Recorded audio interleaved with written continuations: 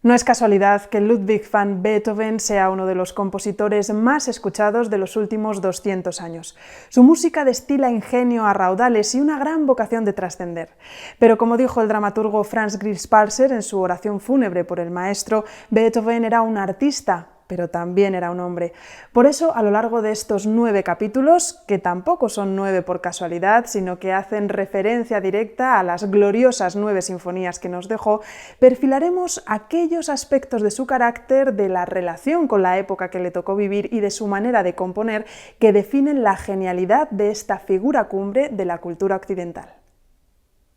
Con el fin de construir este retrato psicológico y emocional de la personalidad de Beethoven, en cada una de estas miniconferencias de 15 minutos relacionaremos al creador alemán con algunos de los puntos clave de su trayectoria vital y profesional: el destino, la predilección por el piano, su objetivo de desarrollar el lenguaje musical hacia el futuro, su enfermedad auditiva, su relación con la naturaleza, también la pasión amorosa, la política de su época, la consideración de su música como símbolo de la Europa actual o su influencia en compositores posteriores.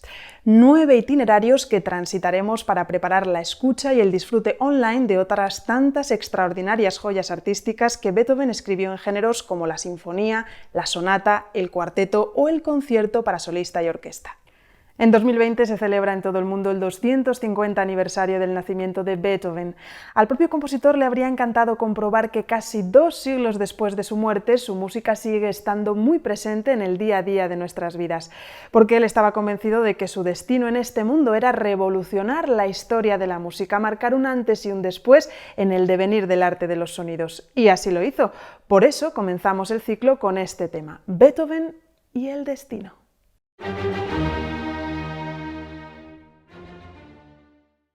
Por cierto, hacemos un pequeño paréntesis antes de empezar para recordar que el nombre de nuestro protagonista no se pronuncia, como solemos decir en castellano, Beethoven, sino que la pronunciación correcta de su nombre y apellido es la siguiente: Ludwig van Beethoven.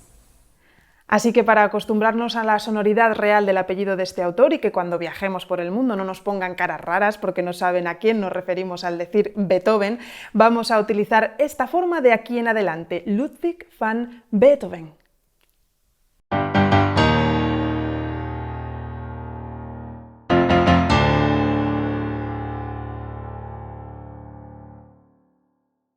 A este comienzo tan característico de la Quinta Sinfonía de Beethoven, se le han otorgado distintos significados. El más recurrente e influyente en el mundo de la música es su identificación con el destino. Y es que supuestamente Beethoven habría querido reflejar con esas 4 notas implacables la llamada del destino tocando a la puerta. De esta manera, ese motivo del destino se convirtió en un tópico romántico y ha sido citado por muchísimos compositores a lo largo de la historia, especialmente en su componente rítmico. Por ejemplo, lo encontramos muy claramente citado en la segunda parte del ballet El sombrero de 3 picos de Manuel de Falla, concretamente en el allegretto que sigue a la famosa farruca. Tiene un significado muy concreto: representa musicalmente a los alguaciles del corregidor llamando a la puerta del molinero a quien quieren arrestar.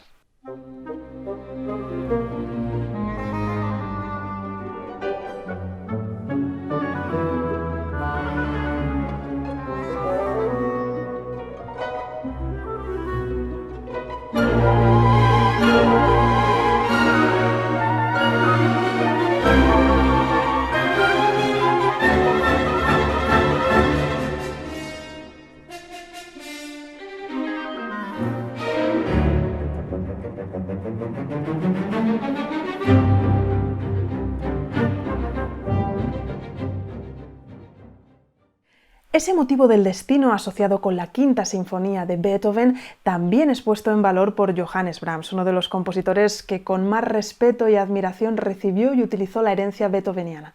Aparece en su primera sinfonía y también en un requiem alemán. Otro autor que cita de forma muy clara esas 4 notas es Sergei Rachmaninoff en su canción Opus 21 número 1, titulada precisamente El destino.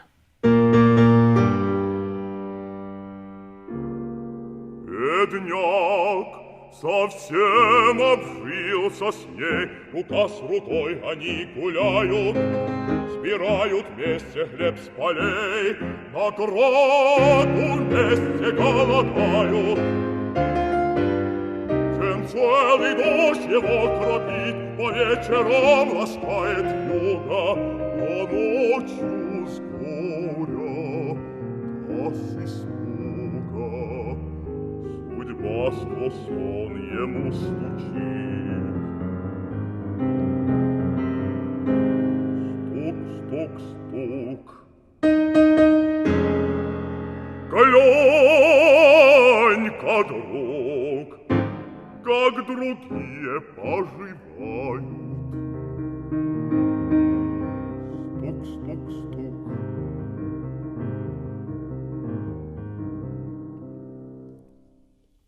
Ya entrados en el siglo XX hay que citar al compositor polaco Witold Lutosławski, que lo utiliza en su Sinfonía número 3, y también dos ejemplos muy llamativos de la historia reciente del cine, que nos dan una idea de lo popular que ha llegado a ser esta breve fórmula musical del motivo del destino en la cultura contemporánea. Lo baila John Travolta, reconvertido en música disco en Fiebre del sábado noche, y también sirvió como sonido del timbre de una de las mansiones atacadas por la banda de Alex Delarge en La naranja mecánica de Kubrick, haciendo una asociación de lo más tétrica con el fatal destino que les esperaba al matrimonio residente en aquella casa.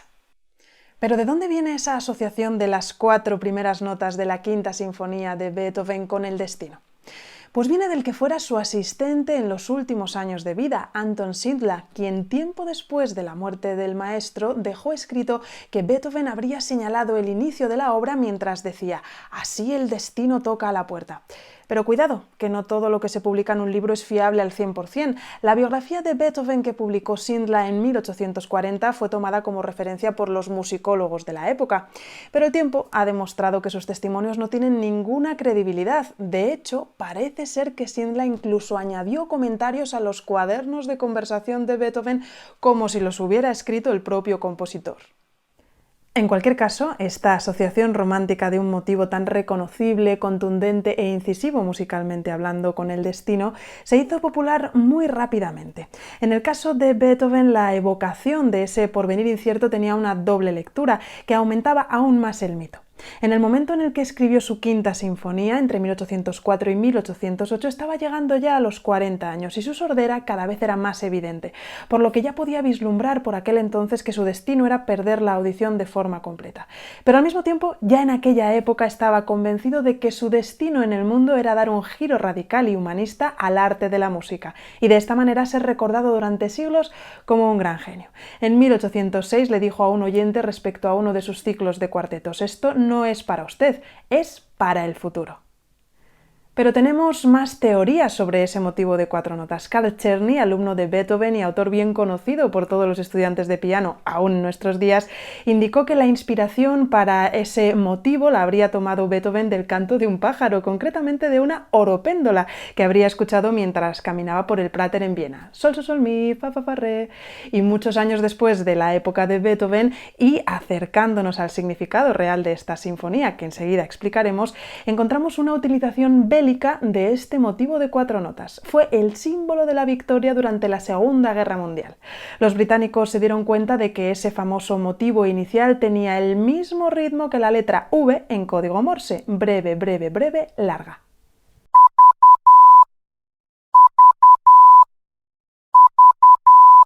La Quinta de Beethoven se convirtió en un símbolo de la victoria contra el fascismo, de ahí que la BBC siempre iniciase sus retransmisiones a la Europa ocupada con esas 4 notas.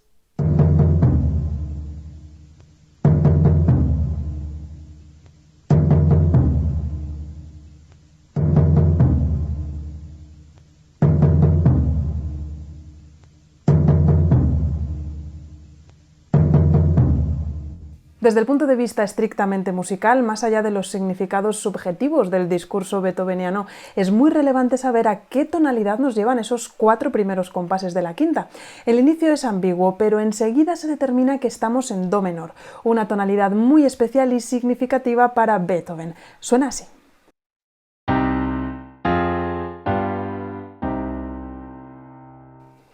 Esta sonoridad está particularmente asociada a las obras de carácter tempestuoso, dramático y de inusual intensidad y fuerza emocional del catálogo del autor alemán. Simboliza la encarnación musical del héroe apasionado en páginas como esta Sinfonía número 5, pero también la encontramos en sonatas para piano tan relevantes como la número 8, opus 13, más conocida como Sonata Patética de 1798.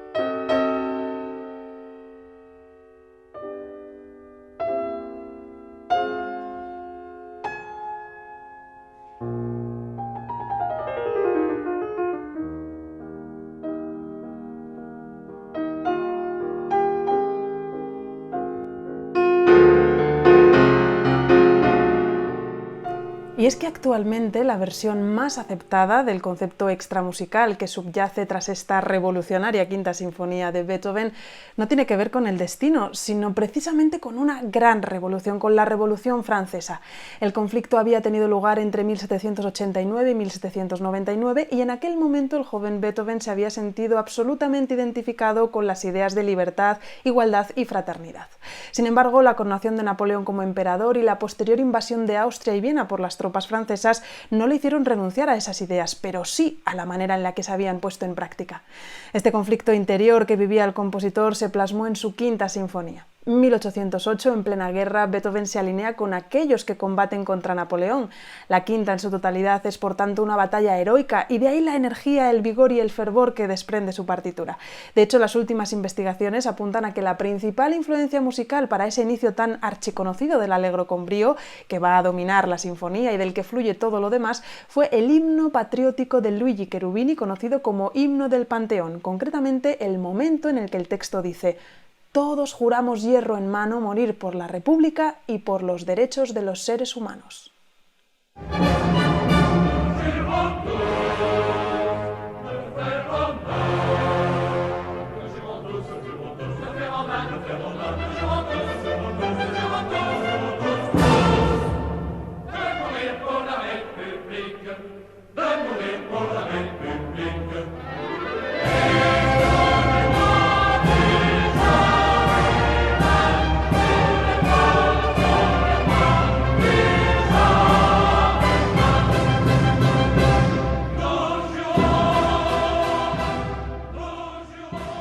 El tema principal del segundo movimiento, Andante con moto, supone un gran contraste respecto al primero. Una melodía amable y expansiva en un esperanzador la bemol mayor que presentan violas y violonchelos y que desarrollarán los vientos. Beethoven canta aquí una súplica personal, el deseo de una sociedad mejor, más justa y sobre todo más unida. De hecho, según escribió el propio compositor, es la sinfonía más unificada entre los 4 movimientos de cuantas había escrito hasta la fecha. Este es el tema principal de ese segundo movimiento.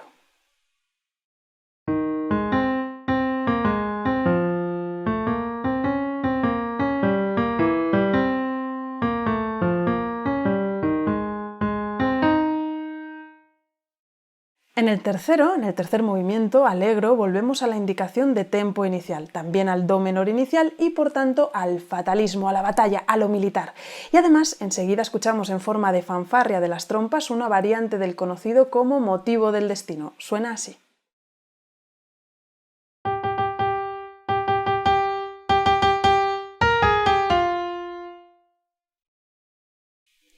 Y por fin, en la cuarta sección, de nuevo Allegro, alcanzamos la liberación y el triunfo. Un tema vencedor y luminoso se presenta simbólicamente al unísono en toda la orquesta en la brillante tonalidad de do mayor. Y aquí también se puede rastrear el eco de otra obra anterior, en este caso del propio Beethoven. Se trata de su lied temprano, El hombre libre, casualmente escrito también en do mayor. Este es el tema de la libertad conseguida.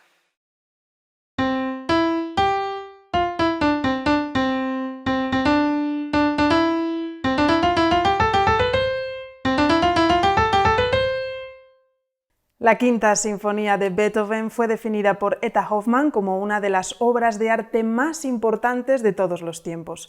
Se estrenó en el Theater an der Wien el 22 de diciembre de 1808 y desde entonces se ha instalado definitivamente en nuestros oídos. Para el oyente contemporáneo, la versión discográfica de referencia absoluta es la de Carlos Kleiber, pero aún siguen apareciendo nuevas lecturas y versiones rompedoras y revolucionarias de la obra, como las que acaban de publicar Theodor Kurentzis, Giovanni Antonini o Jordi Savall. También podemos mencionar a dos maestros en la interpretación con criterios historicistas que nos han dejado quintas referenciales, como Nikolaus Harnoncourt y especialmente John Eliot Gardiner, quien grabó su enérgica versión para el documental de la BBC de 2016, El secreto de la Quinta de Beethoven. Pero os invito a disfrutar ahora con la interpretación que Christian Thielemann, quien ha registrado la integral de sinfonías y oberturas de Beethoven, grabó en el Musikverein de Viena con la Orquesta Filarmónica de la mencionada ciudad en 2010.